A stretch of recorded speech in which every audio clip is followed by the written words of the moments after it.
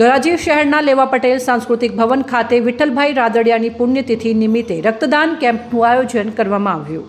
ધોરાજી તાલુકા સહકાર પરિવાર તથા હિન્દુ યુવક સંઘ દ્વારા આ રક્તદાન કેમ્પનું આયોજન કરવામાં આવ્યું હતું, જેમાં ધોરાજી સહિત તથા આજુબાજુના ગ્રામ્ય વિસ્તારમાં ભાઈઓ તથા બહેનો રક્તદાન કરવા માટે ઉમટી પડ્યા હતા અને 300થી વધારે રક્તદાન બોટલ એકત્રિત કરવામાં આવ્યું હતું, જેમાં જેતપુર જામકંડોરણાના ધારાસભ્ય જયેશભાઈ રાદડિયા ઉપસ્થિત રહ્યા હતા અને ધારાસભ્ય જયેશભાઈ રાદડિયા દ્વારા દીપ પ્રાગટ્ય કરી કાર્યક્રમને ખુલ્લો મૂકવામાં આવ્યો હતો।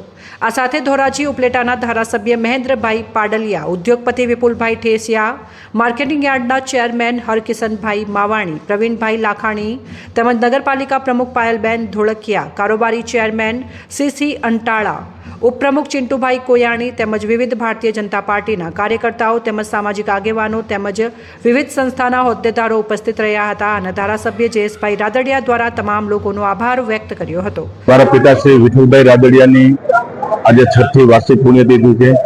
સમગ્ર ગુજરાતની અંદર 177થી વધુ સ્થાન ઉપર બ્લડ ડોનેશન કેમ્પ, સર્વરોગ નિદાન કેમ્પ, પશુ સારવાર કેમ્પ અને અનેક વિવિધ સેવાકીય પ્રવૃત્તિઓના કેમ્પો અત્યારે ચાલી રહ્યા છે।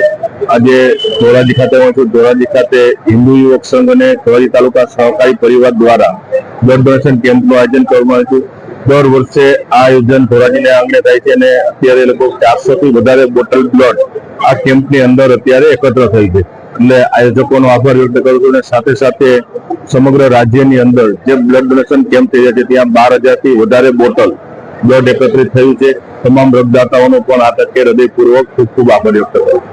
રિપોર્ટર નયન રાવરાણી, સંબંધ ભારત ન્યૂઝ, ધોરાજી।